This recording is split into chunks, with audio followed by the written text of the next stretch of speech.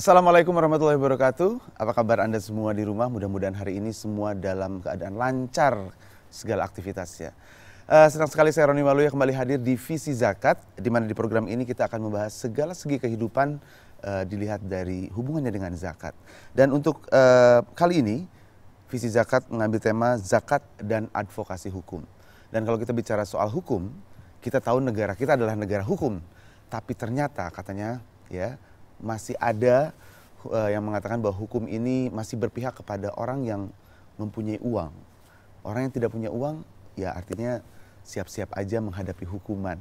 Tapi kalau yang punya uang, dia bisa bayar apapun juga.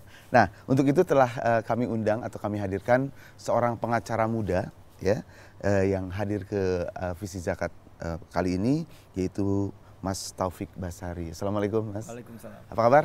Baik, alhamdulillah. Gimana, sibuk sekarang? Ya, lumayan lah. Saya pengen tahu dari kacamata seorang pengacara dulu nih. Ya. Sebenarnya bagaimana sih potret gambaran tentang hukum ini di Indonesia? Ya, tadi seperti yang Mas Roni sampaikan, memang hukum di Indonesia ini bisa dikatakan uang berbicara. Ya, dia tidak berpihak pada. Anda juga gitu, membela yang bayar? Tidak juga. Kita tetap harus mengalokasikan waktu kita untuk membela orang-orang yang tertindas yang tidak mampu dengan pro bono. Gitu. Ya. Hukum ini masih tidak berpihak pada orang-orang yang mampu. Ya. Sementara apabila seseorang menghadapi suatu proses hukum, dia harus mengeluarkan biaya besar dan sebagainya. Nah, itu menjadi problem dia. Biaya yang besar, proses yang panjang. Betul. Ya. Nah, ini energi. makanya kadang-kadang orang lebih baik menghindari dari kasus-kasus hukum. Ya, tapi masalahnya sulit kita untuk menghindari itu. Karena hukum juga akhirnya akan terkait dengan persoalan basic need, kebutuhan dasar. Nah, oleh karena itulah maka bantuan hukum terhadap banyak orang, termasuk orang-orang yang tidak mampu ini menjadi sangat penting. Artinya sebenarnya kalau kita bicara hukum kan orang memperjuangkan haknya dia. Betul. Hak keadilan, hak kebenaran. Betul. Nah, sekarang kalau kita lihat sendiri sistem peradilan di Indonesia sendiri itu menganut kepada sistem kitab undang-undang yang sudah sebenarnya nggak dipakai juga oleh negaranya, betul? Ya, kita untuk hukum acaranya ya kita masih memakai untuk yang perdata itu masih pakai produk Belanda yang di sana pun juga sudah ada.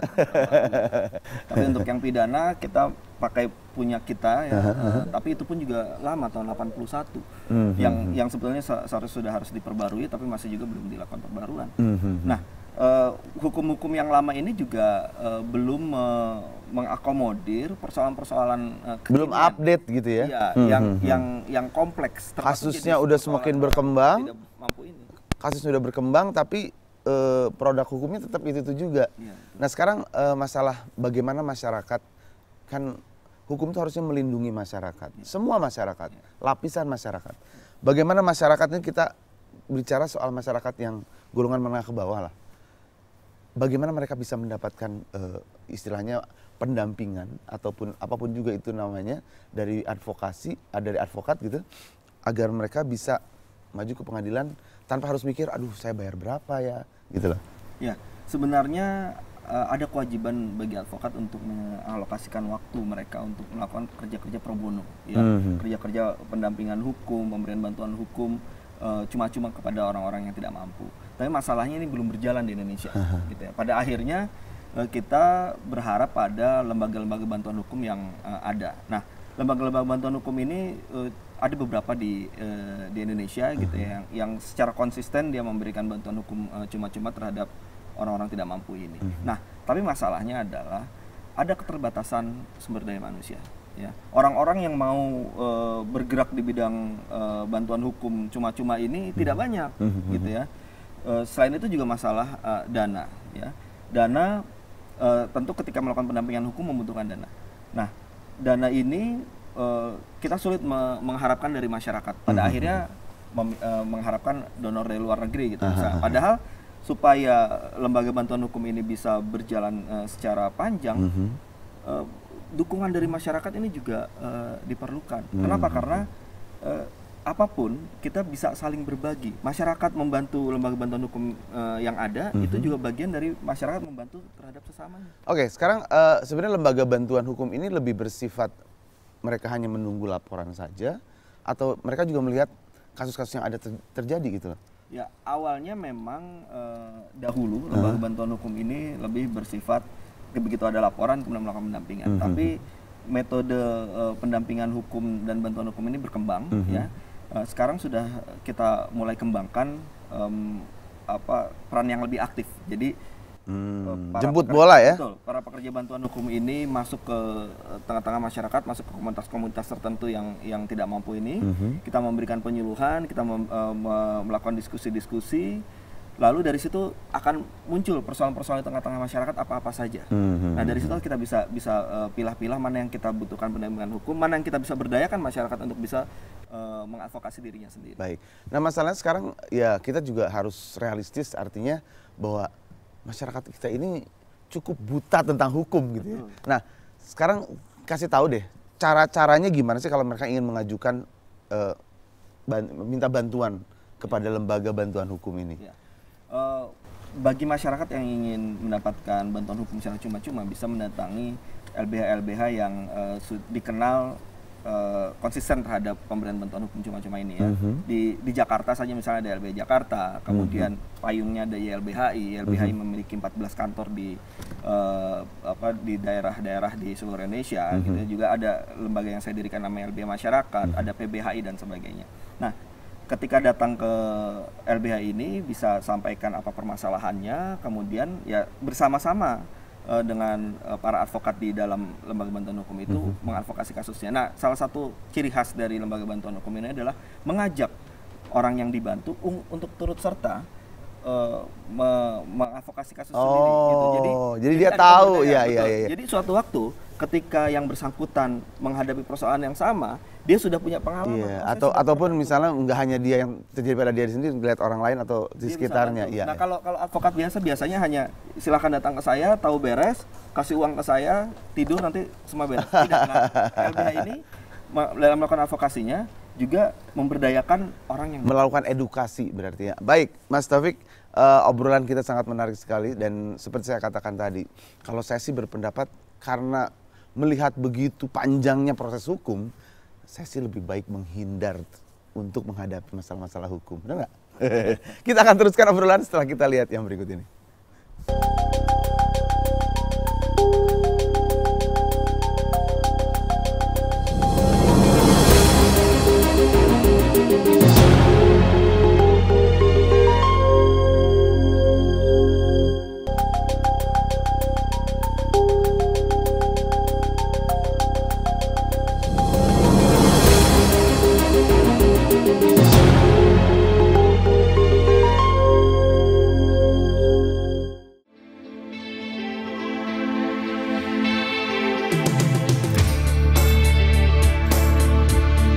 Hukum adalah sebuah sistem yang mengatur hubungan antar sesama individu.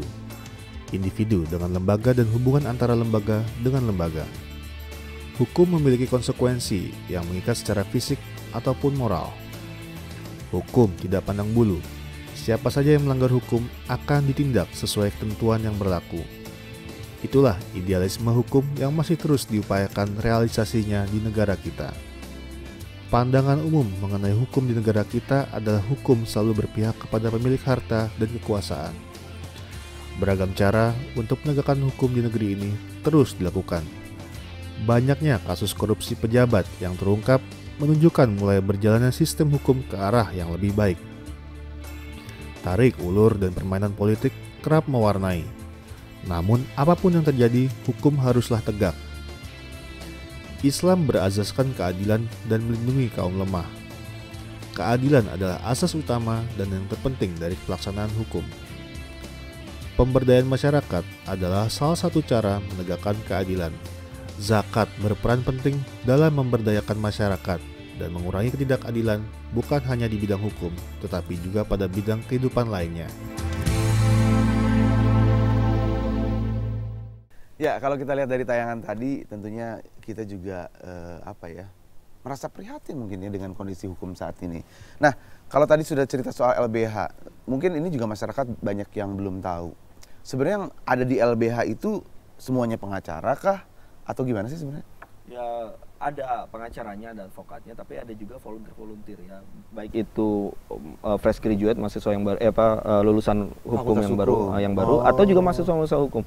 Kenapa kita membutuhkan kawan-kawan ini? Karena agak sulit mencari advokat yang mau meluangkan waktunya sedemikian rupa di bantuan hukum pro bono ini, gitu ya. Nah, pada akhirnya ya teman-teman ini justru menjadi ujung tombak dari gerakan bantuan hukum.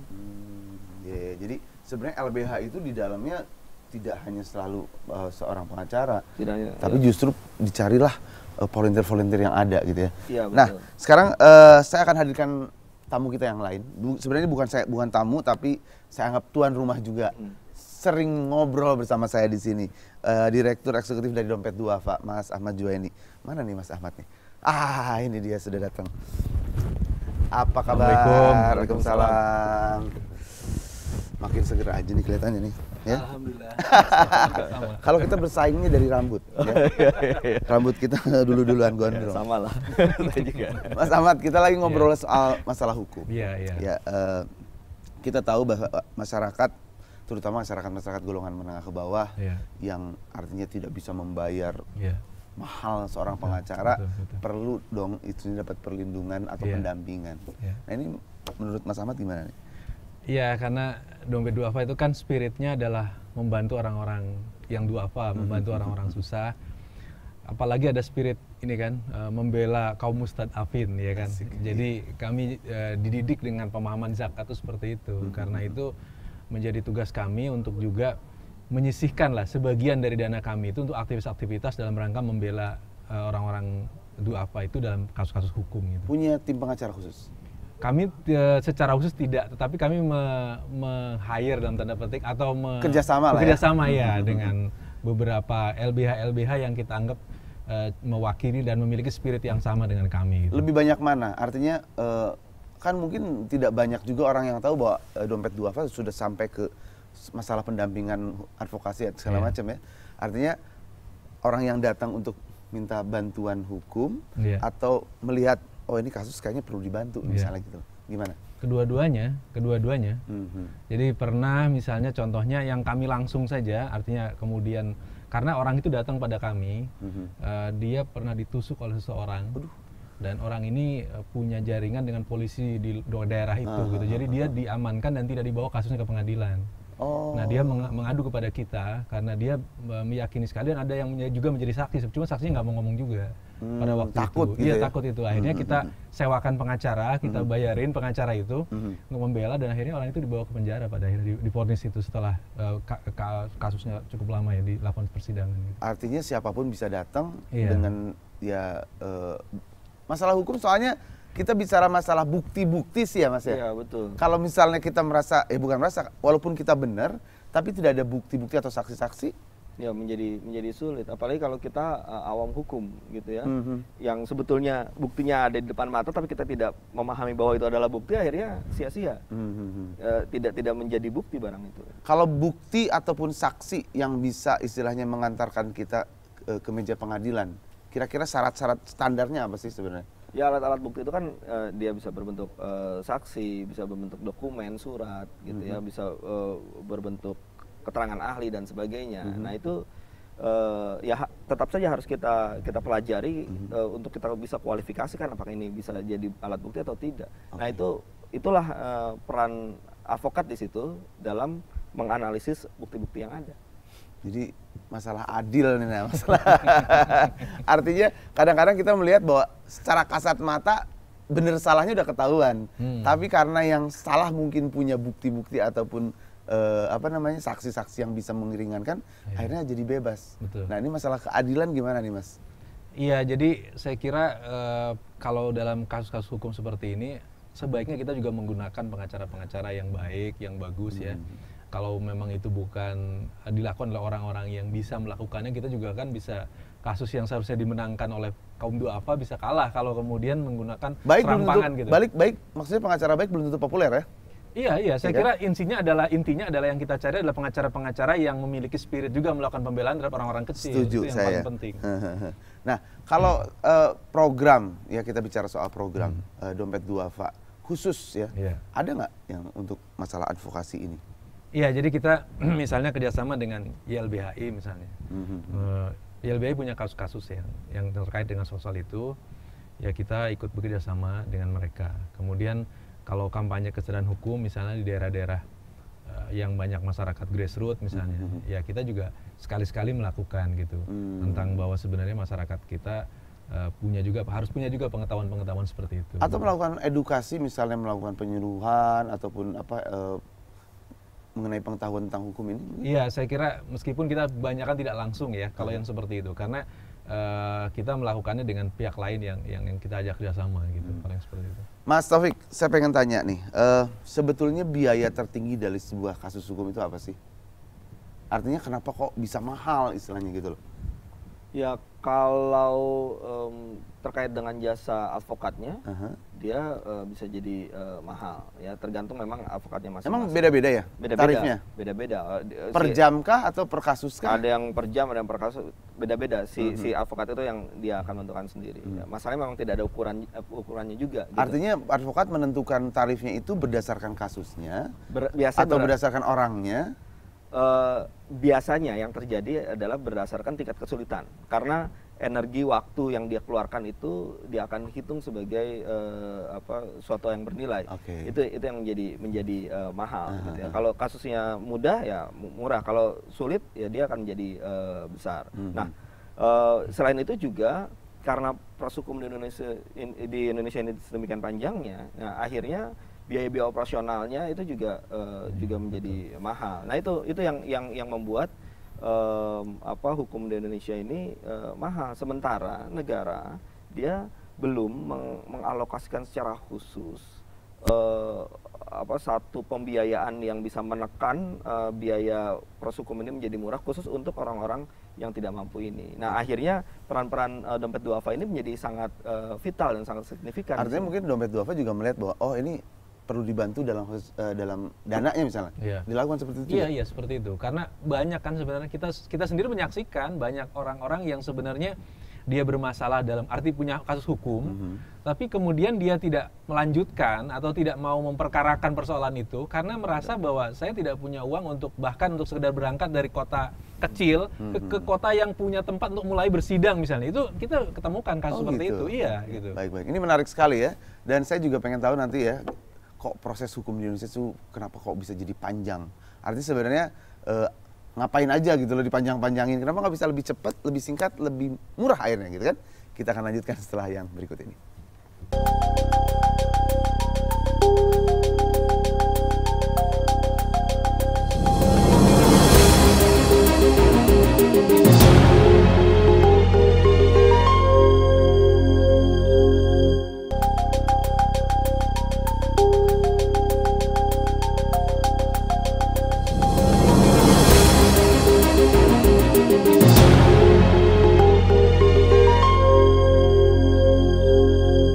Ya pemirsa, Anda masih bersama kami di Visi Zakat dan kita masih membicarakan zakat dan advokasi hukum ya.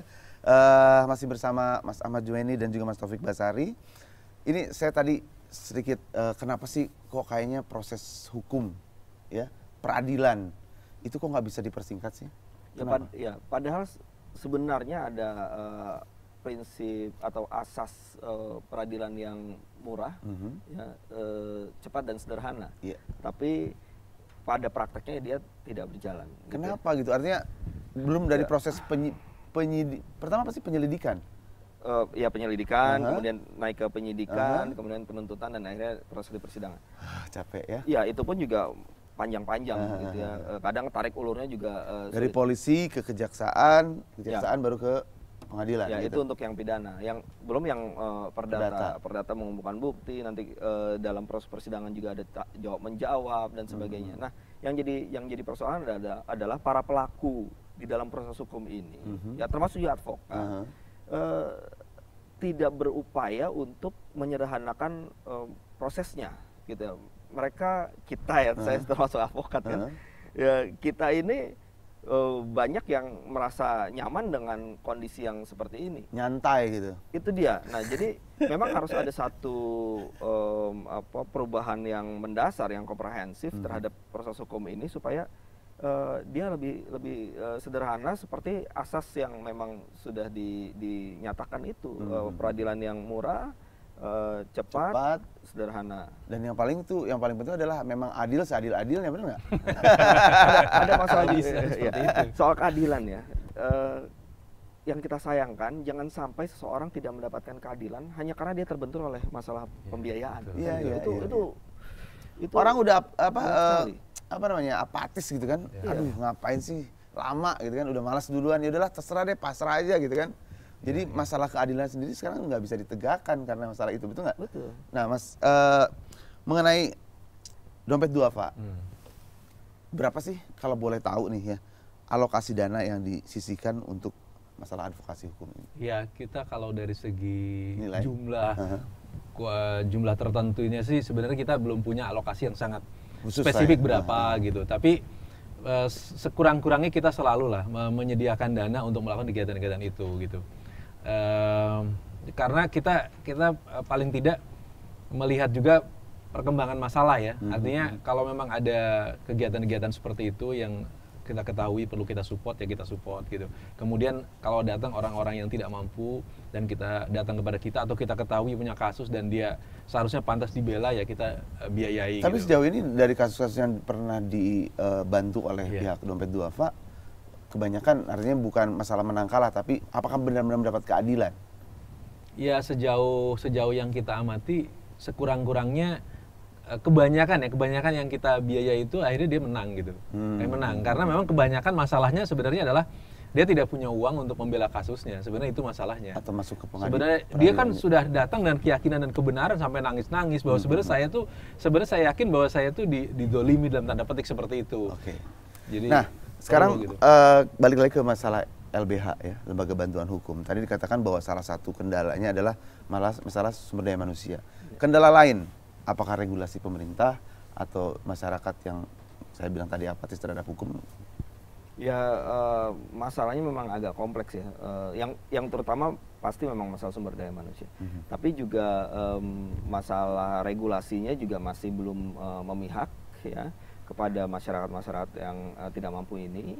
Kemudian kesadaran hukum masyarakat juga masih rendah. Dan yang paling penting juga kepercayaan masyarakat terhadap hukum juga sangat rendah, sehingga tidak melihat bahwa hukum nanti akan memecahkan permasalahan, tapi justru ketika kita berhadapan dengan hukum malah akan menjadi tambah bermasalah. Nah itu yang terjadi gitu ya. Dalam beberapa hal ada benarnya juga. Nah inilah yang menjadi satu hal juga yang mesti diperjuangkan oleh para praktisi hukum termasuk yang bergerak di bidang lembaga bantuan hukum. Anda melihat, nah ini dari pengacaranya sendiri, pengacara yang harus ngomong. Menurut Anda pengacara-pengacara Indonesia ini gimana nih? Ya para advokat di Indonesia ini masih belum Sekarang kan punya kita kesadaran tahu penuh ya, kemarin ada induk organisasi pecah, ribut gitu kan. Nah, konflik sendiri. Jadi akhirnya apa? Para advokat ketika memberikan pandangannya tentang dunia hukum lebih persoalan dirinya sendiri, persoalan konflik-konflik di antara mereka, bukan ke persoalan publik. Bagaimana para pencari keadilan ini bisa mendapatkan keadilannya melalui bantuan advokat. Tapi yang terjadi adalah advokat hanya memikirkan saya harus eksis dan sebagainya. Itu yang terjadi. Nah ini ya PR juga bagi para advokat. Atau ada nggak sih sebenarnya sekarang ini upaya-upaya kita semua untuk membuat bahwa setiap orang duafa yang punya kasus hukum tuh dilindungi otomatis, dan dijamin dan dibiayai bahkan oleh negara gitu. Itu ya sebenarnya sudah ada undang-undang bantuan hukum gitu ya, yang bisa kita gunakan dengan segala kekurangan yang ada gitu ya. Tapi itu menurut saya salah satu peluang yang bisa kita pergunakan pula untuk mengakses bantuan hukum bagi masyarakat yang tidak mampu ini. Apakah ada APBN untuk mendanai kegiatan pembelaan untuk kenapa Mas Ahmad nanya gitu coba? Supaya maksudnya kalau nggak ada dibiayain dompet duafa. Seharusnya negara bisa belajar dari apa yang dilakukan oleh dompet duafa dalam hal mengalokasikan dana bagi orang-orang yang tidak mampu ini. Dan saya pikir ya namanya ini satu proses, saling belajar juga, kita sedang belajar. Negara pun juga harus terbuka juga untuk belajar dengan praktek-praktek terbaik yang sekarang ini sudah berjalan, termasuk yang dijalankan oleh dompet. Padahal katanya kan pengacara pun punya kewajiban untuk membela secara cuma-cuma kliennya, betul kan? Berapa persen? 10% dari kasusnya. tapi kebanyakan males katanya. Ngapain gratisan nyari yang. Oke, mungkin ada himbauan untuk masyarakat yang memerlukan bantuan hukum, kemanakah harus mencari keadilan? Ya, yang pertama tentu masyarakat bisa memanfaatkan lembaga-lembaga bantuan hukum di berbagai daerah yang tentunya yang komit dan konsisten terhadap pembelaan terhadap masyarakat. Emang ada LBH yang komersil juga? Banyak orang yang memakai bendera LBH padahal sebenarnya komersil juga. Itu juga banyak. Kita juga harus waspada ya. Artinya ya kita harus ketahui lembaga bantuan hukum mana yang dia memang benar-benar pure memberikan bantuan pro bono secara cuma-cuma. Cari yang ada Mas Taufiknya aja. Mas Ahmad ada yang disampaikan? Iya, saya kira pertama masyarakat kecil sekalipun kalau punya kasus jangan takut gitu. Kita saya kira saatnya kalau memang diperlukan DP2F juga insya Allah akan bantu kalau memang punya masalah hukum yang memang betul-betul dizolimi oleh masyarakat lain gitu.